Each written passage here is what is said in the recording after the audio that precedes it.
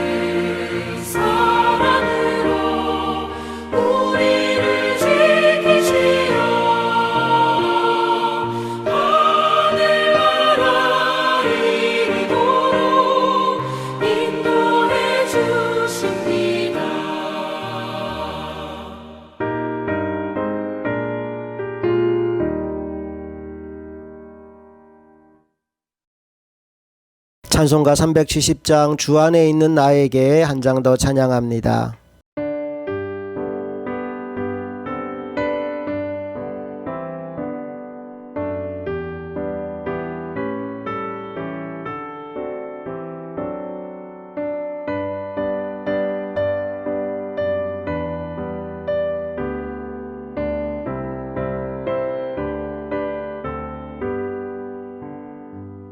주 안에 있는 나에게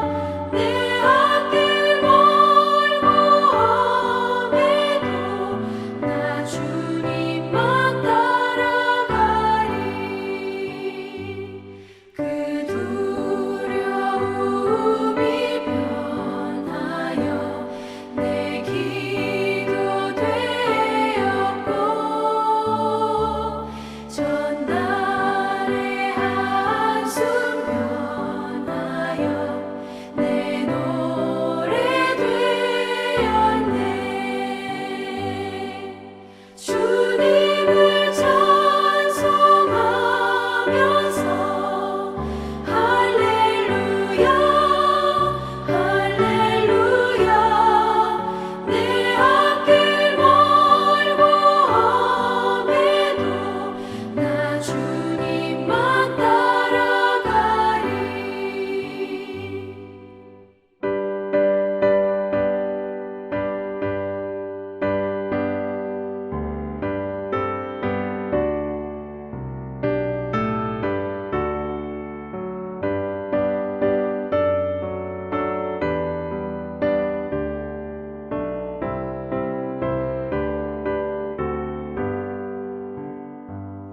내 주는 자비하셔서 늘 함께 계시고 내 궁핍함을 아시고 늘 채워주시네. 주님을 찬송하면서 할렐루야 할렐루야 내 앞길 멀고 험해도 나 주님만 따라가리. 내 주와 맺은 언약은 영불변하시니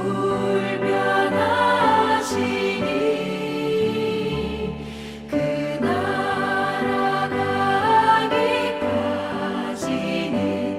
늘 보호하시네. 주님을 찬송하면서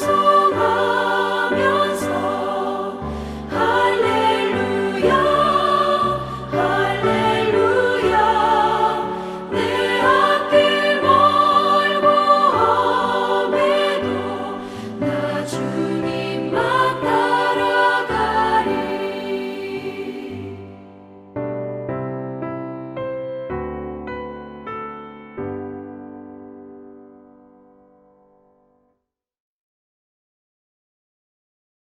이 시간 예배 가운데 하나님께서 부어주실 은혜를 사모하는 마음으로 통성으로 기도하는 시간 가지겠습니다. 함께 기도합니다.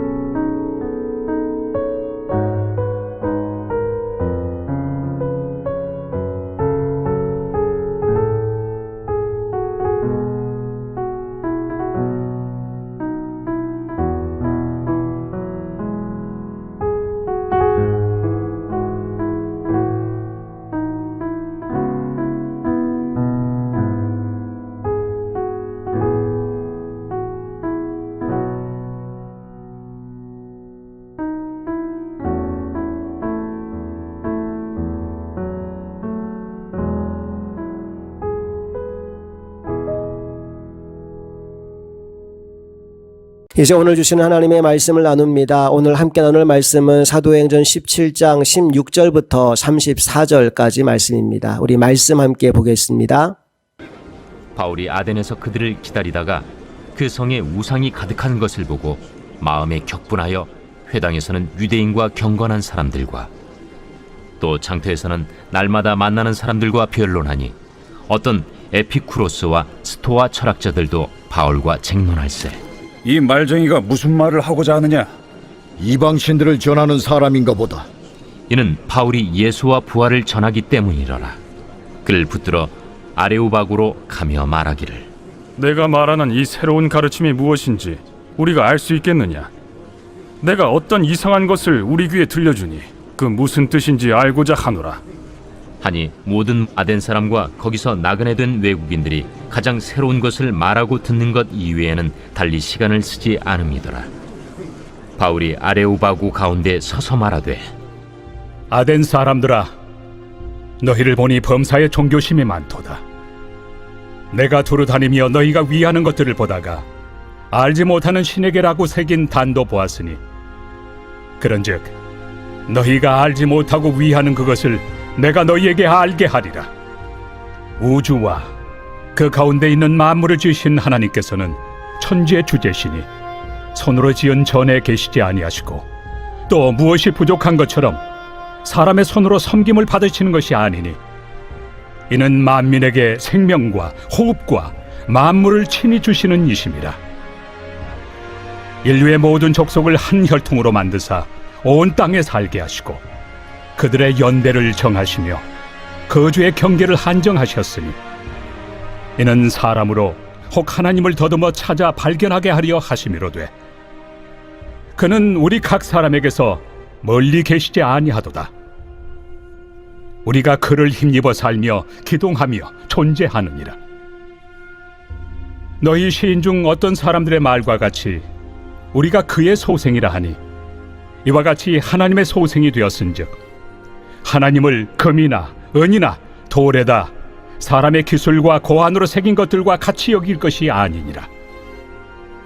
알지 못하던 시대에는 하나님이 강구하셨거니와, 이제는 어디든지 사람에게 다 명하사 회개하라 하셨으니, 이는 정하신 사람으로 하여금 천하를 공의로 심판할 날을 작정하시고, 이에 그를 죽은 자 가운데서 다시 살리신 것으로 모든 사람에게 믿을 만한 증거를 주셨음이니라.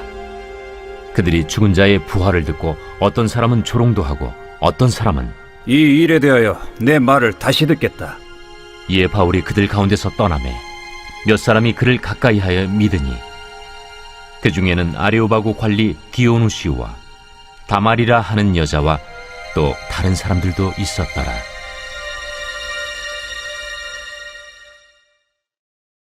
오늘은 아덴에서 배운 교훈이라는 제목으로 하나님 말씀을 나누겠습니다.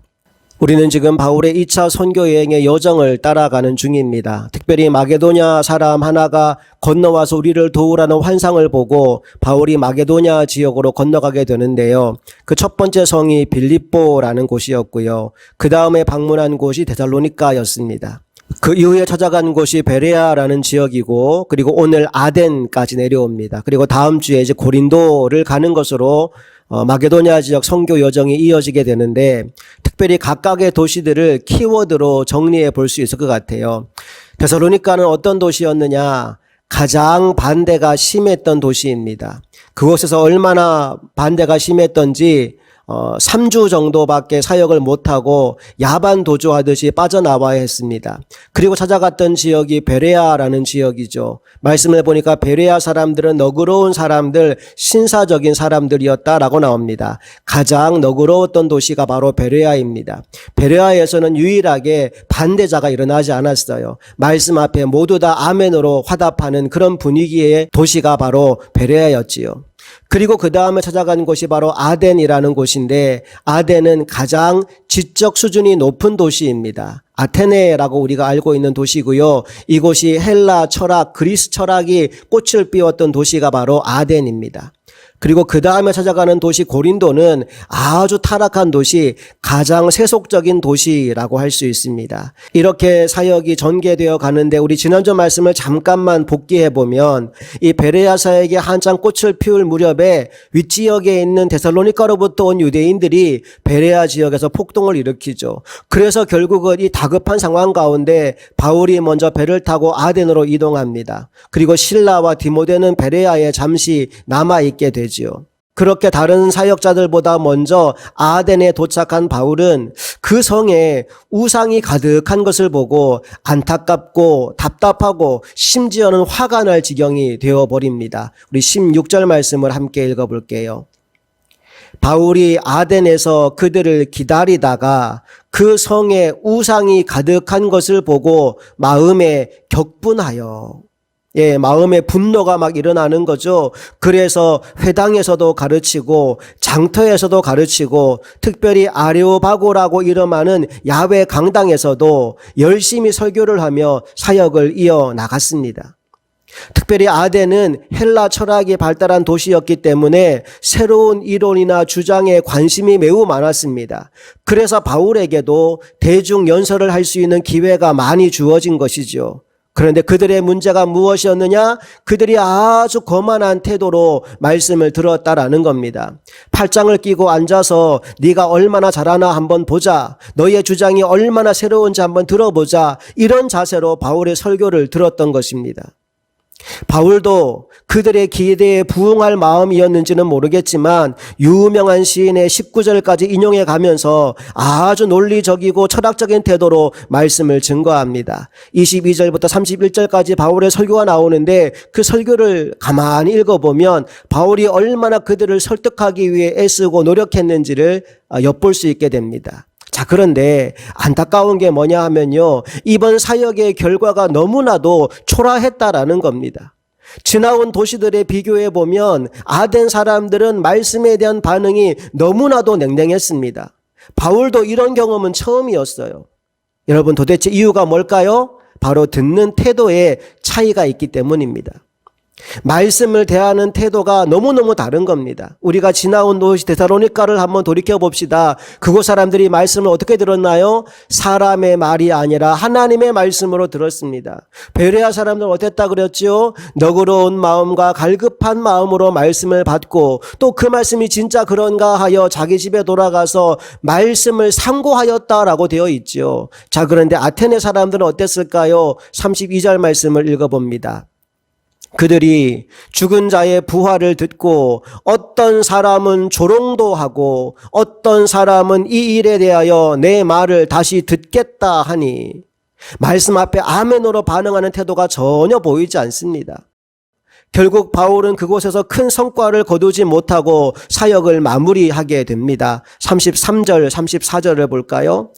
이에 바울이 그들 가운데서 떠나매 몇 사람이 그를 가까이하여 믿으니 그 중에는 아레오바고 관리 디오누시오와 다말이라 하는 여자와 또 다른 사람들도 있었더라. 정말 적은 수의 사람들만이 변화되었음을 알게 해주는 대목입니다. 디오누시오와 다말이 그리고 몇몇 사람들, 이렇게밖에는 회심할 사람을 찾아볼 수 없을 정도로 답답하고 안타까운 사역이 이루어졌다라는 거죠. 제가 목회를 하면서 여러 곳에서 설교할 기회를 얻을 때가 있었습니다. 그런데 설교할 때 똑같은 말씀을 가지고 전함에도 불구하고 말씀에 대한 태도와 반응이 전혀 다른 것들을 많이 봅니다. 어느 곳에서는 정말 열심히 준비하고 최선을 다해 설교했음에도 불구하고 냉랭한 반응이 나올 때가 있고, 또 어떤 곳에서는 별 말씀을 전하지 않았는데도 불구하고 폭발적인 반응이 나오는 때도 있습니다. 특별히 제 기억 속에서 가장 힘들었던 그 사역은 8열 중고등학교 교목으로 부임하여 첫 번째 설교를 했을 때입니다. 제 나름대로는 교목으로 들어가면서 제가 했던 설교 중에 가장 좋은 설교를 가지고 들어가서 선포했는데 웬걸 설교가 시작되자마자 아이들이 다 엎드려서 졸기 시작하는 겁니다. 와, 내가 여기서 어떻게 설교해야 되지? 그날 집에 돌아가서 이불을 뒤집어 쓰고 정말 이불킥이라고 부르죠. 답답하고 힘들고 어떻게 내가 사역을 해야 되나 고민에 빠졌던 기억이 지금도 생생하게 납니다. 결국 그곳에서 이제 계속 사역하면서 아이들과의 관계를 회복하고 예배가 살아나는 것을 경험하고 그곳을 나오게 되긴 했지만 그 첫 번째 설교할 때 그들의 반응을 제가 잊을 수가 없어요. 아마도 아덴에서 실패했던 바울의 마음도 그러하지 않았을까 싶어요. 너무나 처참한 성적표의 결과물을 떠안게 된 바울은 이제 그 다음 사역지인 고린도로 향하면서 마음에 굉장히 무거운 부담감을 가지게 됩니다. 그리고 또한 새로운 결단과 결심도 가지게 됩니다. 고린도전서 2장을 보면 바울이 이 고린도 지역을 방문할 때 어떤 마음, 어떤 자세였는지가 정확하게 드러나게 됩니다. 우리 고린도전서 2장 1절부터 5절까지 말씀을 함께 읽어봅시다. 형제들아, 내가 너희에게 나아가 하나님의 증거를 전할 때 말과 지혜의 아름다운 것으로 아니하였나니 내가 너희 중에서 예수 그리스도와 그가 십자가에 못 박히신 것 외에는 아무것도 알지 아니하기로 작정하였음이라. 내가 너희 가운데 거할 때 약하고 두려워하고 심히 떨었노라. 내 말과 내 전도함이 설득력 있는 지혜의 말로 하지 아니하고 다만 성령의 나타나심과 능력으로 하여 너희 믿음이 사람의 지혜에 있지 아니하고 다만 하나님의 능력에 있게 하려 하였노라.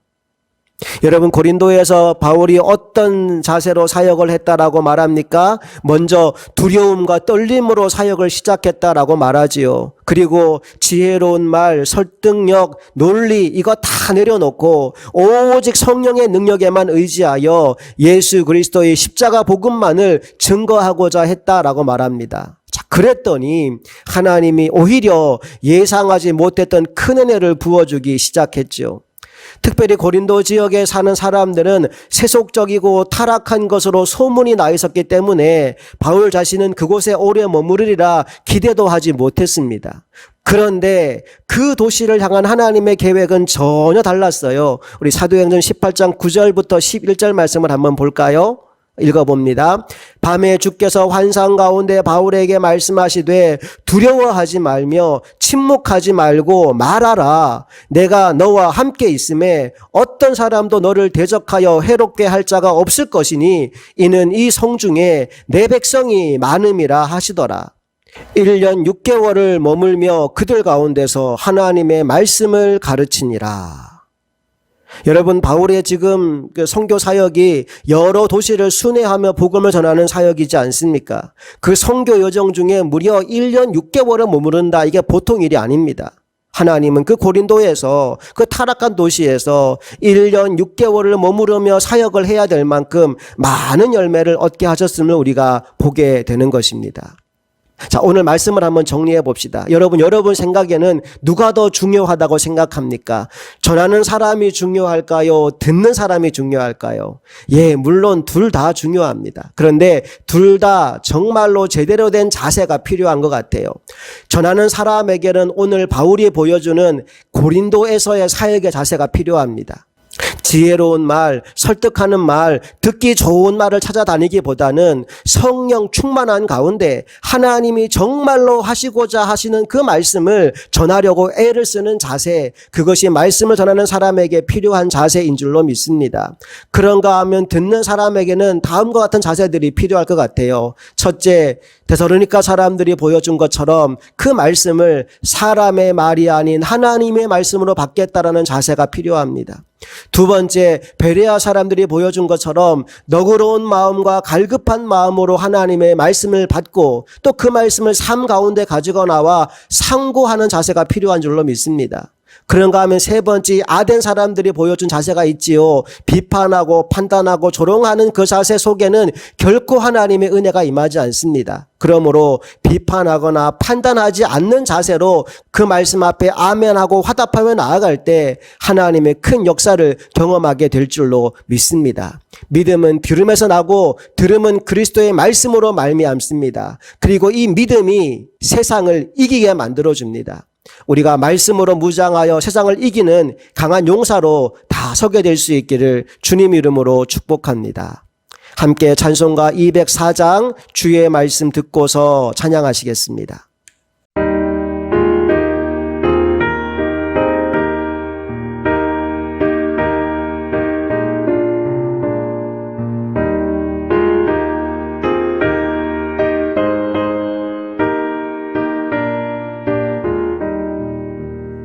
주의 말씀 듣고서 준행하는 자는 반석 위에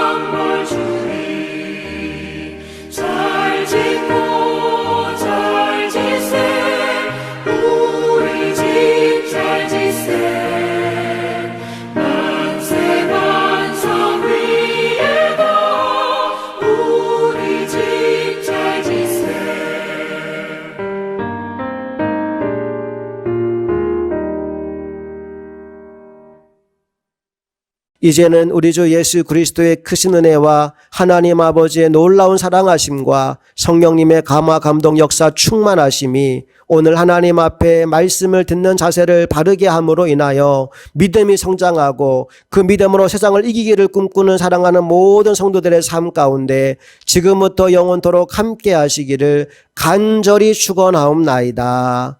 아멘.